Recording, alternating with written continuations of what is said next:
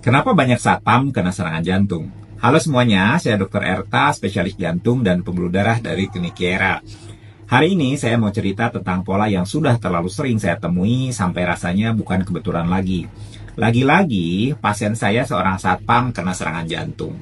Beberapa minggu lalu, datang pasien usianya 40 tahun. Usianya itu masih muda. Keluhannya, sesak nafas, nggak kuat tiduran, kakinya bengkak kanan-kiri. Begitu saya lakukan USG jantung atau ehokardiografi, hasilnya bikin saya geleng-geleng kepala. Kontraktivitas jantungnya itu hanya 19%. Padahal normalnya ejeksi fraksi itu harus di atas 53%. Dan ketika saya tanya, Bapak sebelumnya pernah kena serangan jantung? Dia jawab, iya dok, setahun lalu, waktu itu masuk UGD. Setelahnya, karena merasa nggak sakit, dia nggak berobat lagi. Akibatnya, jantung yang sudah rusak kena serangan jantung, tanpa dibantu obat, perlahan semakin rusak, dan akhirnya mengalami gagal jantung, sehingga muncul berbagai gejala yang mengganggu. Lalu saya tanya pekerjaannya apa? Satpam jawabnya. Pasien saya ternyata banyak juga ya yang kerjaannya satpam. Kok bisa ya? Satpam itu kan nggak kerja fisik berat kayak kuli bangunan. Tapi kok angka kejadian serangan jantungnya tinggi? Nah, justru di sini letak jebakannya. Mari kita bahas satu persatu. Penyakit jantung itu punya banyak faktor risiko. Antara lain, 1. Hipertensi atau tekanan darah tinggi. 2. Diabetes mellitus atau gula darah tinggi. 3. Kolesterol tinggi. 4. Obesitas. 5. Merokok. 6. Kurang olahraga. 7. Stres kronis. 8. Gangguan tidur. 9. Kesehatan gigi yang buruk. 10. Pola makan yang tidak sehat. Nah, di luar itu tentunya ada faktor yang tidak bisa kita rubah, seperti misalnya usia, genetik, ya. Tapi banyak sekali faktor yang bisa kita rubah.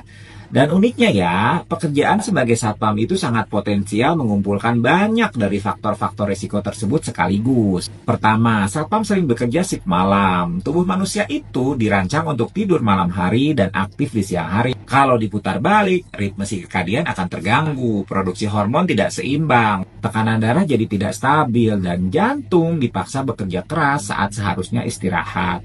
Kedua, karena harus tetap terjaga semalaman, banyak satpam yang mengandalkan doping alami, yaitu kopi dan rokok.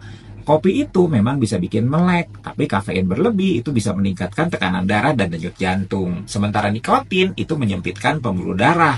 Duet maut. Ketiga, gaya hidup satpam seringkali tidak aktif. Duduk berjam-jam di pos tanpa bergerak, jarang olahraga, pola makan tidak teratur, kadang makannya itu nasi padang jam 1 pagi, ditutup sama teh manis.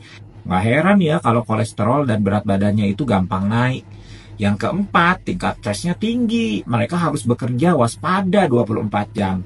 Kalau ada maling atau kejadian darurat, mereka yang pertama kali disuruh maju. Dan gajinya tidak sebanding ya dengan beban kerja yang bisa menambah stres kronis. Kelima, banyak dari pasien satpam yang saya temui itu ternyata punya masalah gigi di mulut. Gigi berlubang, infeksi gusi, karang gigi yang parah. Mungkin semuanya terdengar nggak penting, tapi infeksi gigi itu bisa menyebar melalui darah ke jantung dan pembuluh darah.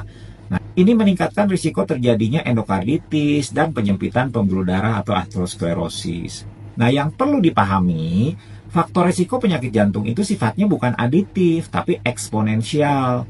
Artinya, punya satu faktor mungkin nggak terlalu bahaya, tapi kalau kamu punya 3, misal punya hipertensi, merokok, tidurnya buruk, maka risikonya itu melonjak jadi berkali-kali lipat. Jadi kalau kamu seorang satpam yang sering begadang, minum kopi saset 3 kali sehari, merokok di setiap shift, makan gorengan dan mie instan tiap malam, giginya bolong dan jarang sikat gigi, maka jantungmu itu sedang bekerja dalam mode survival. Setiap detik adalah perjuangan, dan tidak semua jantung kuat bertahan terus-menerus tanpa istirahat.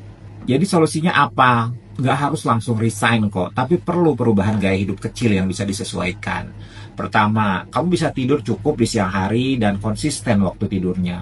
Kedua, batasi kopi ya, maksimal 2 cangkir per 24 jam, jangan pakai krim, jangan pakai gula. Yang ketiga, berhenti merokok. Yang keempat, bawa bekal makanan yang sehat. yang dimasak istri di rumah, hindari makanan instan yang tinggi garam. Yang kelima, gerakan badan setiap 30 menit, meski cuman stretching ringan. Yang keenam, periksa tekanan darah dan kolesterolnya secara rutin. Yang ketujuh, jaga kebersihan gigi dan kunjungi dokter gigi minimal 6 bulan sekali.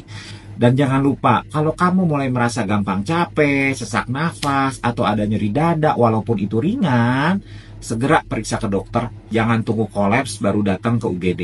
Karena satpam itu tugasnya jaga keamanan. Tapi kalau jantungmu nggak aman, siapa yang bisa kamu andalkan? Yuk, bantu sebarkan video ini ke teman, tetangga, atau kerabat yang bekerja sebagai satpam. Karena jantung tidak bisa terus jaga malam terus-menerus. Dia juga butuh waktu istirahat dan perhatian. Jangan tunggu alarm berbunyi, mulailah jaga jantung Anda dari sekarang. Klinik Kiara melayani BPJS Kesehatan untuk konsultasi. Yuk daftar sekarang ke Klinik Kiara.